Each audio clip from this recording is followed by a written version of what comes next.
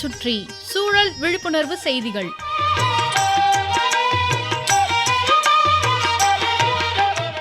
அன்புள்ள விஜயகுமார் சார் அவர்களுக்கு உங்கள் மாணிக்கம் எழுதும் மடல்.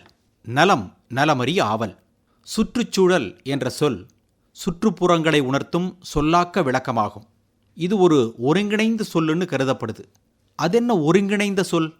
மனிதனை சுற்றியுள்ள நிலம், நீர், காற்று, வான்வெளி, சூரியன், தாவரங்கள், பறவைகள், விலங்குகள் ஆகியவற்றையும் மனிதன் உருவாக்கும் ஒருங்கு அமைப்புகளையும் அவனது வாழ்க்கை நிலை, கலாச்சாரம், தொழில்நுட்ப, சமூக, பொருளாதார, சட்ட அமைப்பு, அரசியல், சுகாதார அமைப்பு போன்றவற்றையும் உள்ளடக்கியதாகும்.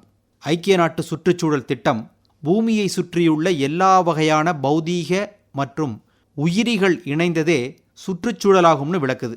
பொதுவாக உலகில் காணப்படும் நீர், நிலம், காற்று, தாவரங்கள், விலங்குகள், நுண்ணுயிர்கள், மனிதன் எல்லாம் சேர்ந்தது தான் சுற்றுச்சூழல்.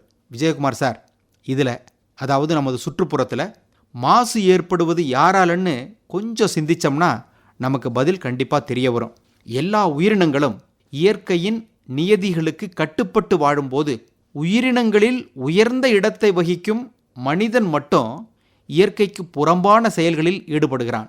தன்னுடைய சுயநலத்துக்காக எதையும் அழிக்க முற்படுவான் மனிதன். முன்னேற்றம், வளர்ச்சி என்ற பேரில் என்ற ஏக்கத்தில் மனிதன் இயற்கையில் மாற்றங்களை ஏற்படுத்தினான், இன்னும் உண்டாக்க முற்படுகிறான். தவறில்லையா? இயற்கையாக கிடைத்த காய்கறிகளை சாப்பிட்டு வாழ்ந்த மனித இனம் உணவு உற்பத்தியை பெருக்க முற்பட்டது. இதுக்காக காட்டை அழித்து வயலாக்கினான், வாழும் வீடுகளை உருவாக்கினான், தொழிற்சாலைகள், கட்டிடங்களை கட்டினான் வயகாட்டில். இப்படி தனக்காக, தன் சுயநலத்துக்காக இயற்கையை அழிக்க ஆரம்பித்தான் மனிதன். ஆனால் வேற எந்த உயிரினமாவது இப்படி இயற்கைக்கு எதிராக ஏதாவது செயல்களை செய்யுதான்னு உற்று நோக்கினால் நிச்சயமாக இல்லை என்ற பதில் தான் வரும்.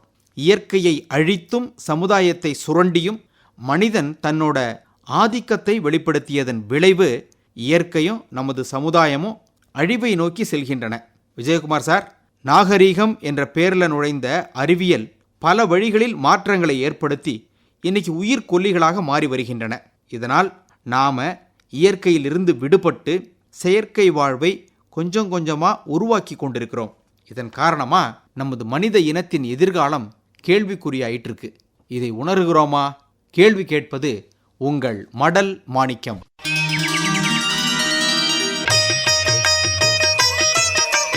நம்மை சுற்றி சூழல் விழிப்புணர்வு செய்திகள் கேட்டீர்கள்.